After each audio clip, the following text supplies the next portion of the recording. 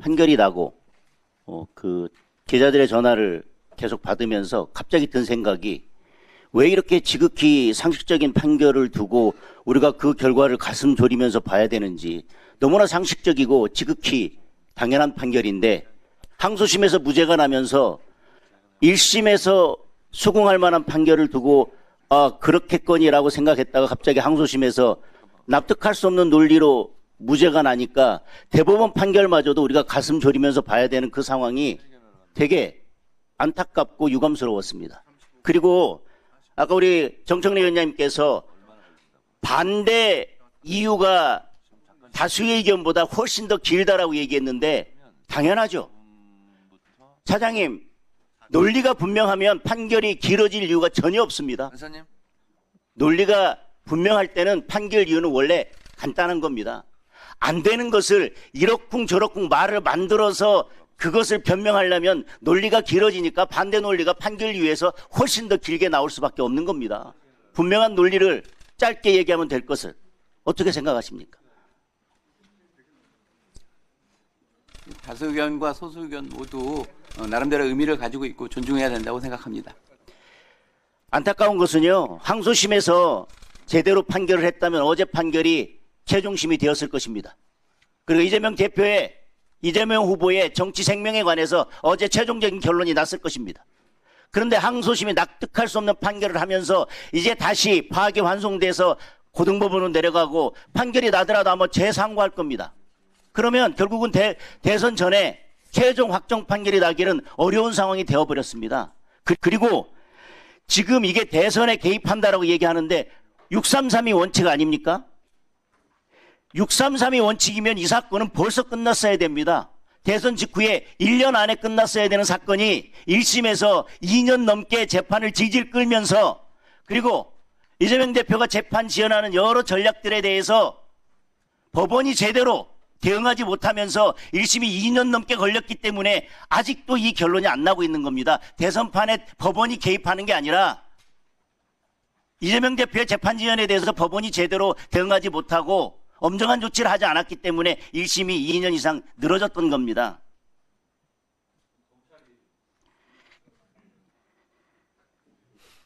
송달 안 받고 그렇지 않습니까? 자, 이 사건에 있어서 매우 중요한 진술이었습니다. 대장동 사건과 관련해서 당시 이재명 후보가 김문기 씨를 아느냐 모르냐는 매우 중요한 사건이고, 유권자가 누구를 선택할지에 대해서 매우 핵심적인 사항이었습니다. 백현동도 마찬가지입니다. 그게 특혜인지 국토부의 협박이 있었는지도 매우 중요한 사항이었습니다. 그리고 골프를 쳤느냐 안 쳤느냐, 협박이 있었느냐 아니냐는 당연히 의견도 아니고 과장된 것도 아니고 사실에 관한 진술이었습니다. 너무나 지극히 상식적인 판단을 두고 이렇게 긴 시간이 걸려서 결국은 아직까지 최종 결론을 내지 못한 것에 대해서 안타깝게 생각을 하고요. 차장님, 헌재 재판관은 헌법과 관련 법에 따르면 정원이 정수가 몇 명으로 되어 있습니까? 헌재 재판관이 예. 9명으로 알고 있습니다. 그럼 일시적인 현상에 의해서 9명이 안 되면 심리를 진행할 수 없습니까? 지금 법상 7명 이상의 심리 진행할 수 있고 결론 낼 수 있지 않습니까? 예. 헌법에 정수를 9명으로 둔다 하더라도 9명이 없으면 기능이 멈추는 게 아니라 어떤 심리도 할 수 없는 건 아닙니다. 그렇죠? 예. 두 번째, 대법관은 몇 명입니까? 대법원장님을 제외하고 13분이시고요. 그 중에 한 분은 법원행정처장을 맡고 있기 때문에 재판에 관여하지 헌법과 법률에 규정하면 그렇습니다. 그런데 일시적으로 예를 들면 대법관 2명이 공석이다라고 한다면 대법원은 모든 재판을 멈춰야 됩니까? 그렇지는 않습니다. 그건 정수입니다. 정수와 몇 명이 심판이나 재판을 개의할 수 있고 최종적인 결론을 내는데 개시할 수 있고 최종적인 결론을 내는데 몇 명이 필요한지는 관련 법에 따라서 달리 정해지는 겁니다. 맞습니까? 예. 헌법에 88조에 국무회의는 대통령, 국무총리와 15인 이상 30인 이하의 국무위원으로 구성된다 이렇게 되어 있습니다. 그러면 국무위원이 15인 이상 30인 이하의 국무위원으로 구성된다고 그래서 그러면 일시적으로 국무위원이 14명이 되면 국무회의는 멈추는 겁니까? 아니면 국무회의를 어떤 종수로 개의할 수 있고 어떻게 의결하는지는 따로 규정에 의해서 정해지는 겁니까? 그 점에 대해서는 제가 답변드린 곤란한 것 같습니다. 왜요? 지금 국무회의에 대해서 최상목 권한대행까지 탄핵하고 14명, 그러니까 15명 밑으로 내려가지고 헌법에 15명 이상으로 돼 있으니까 14명으로는 국무회의 할 수 없고, 지금 민주당에서 이재명 후보가 대통령이 되면 대통령에 대해서는 기존 재판 절차 중지하도록 하는 형사소송법 개정안 만들고 국무회의 무력화시켜서 제2요구권 행사하지 못하도록 하려고 하는 그거에 대해서 명확하게 답을 주셔야죠. 헌법에 15명 이상으로 돼 있다 하더라도 국무회의 규정에 의하면 국무회의 규정에 국무회의는 구성원 과반수의 출석으로 개의하고 출석 구성원 3분의 2 이상의 찬성으로 의결한다고 되어 있습니다.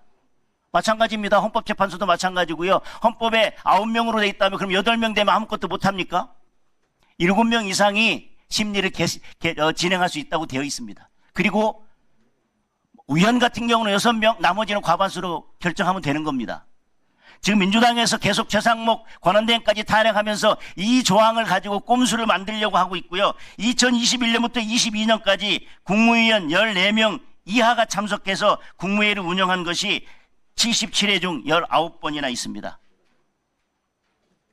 따라서 지금 그런 꼼수는 되지 않을 것이고요. 민주당이 이런 꼼수를 부리는 것은 결국은 이재명 대표를 만들어서 어떻게든 법도 바꾸고 뭔가 하려고 하는 것일 텐데, 그 전제는 이재명 후보가 대통령이 된다는 것인데, 이재명 대표를 살리자고 하면서 지금 민주당이 살리는 꾀를 내는 게 아니라 결국은 대선에서 패하고 이재명 대표를 죽이는 꾀만 내고 있다는 말씀을 드리면서 질의 마치겠습니다.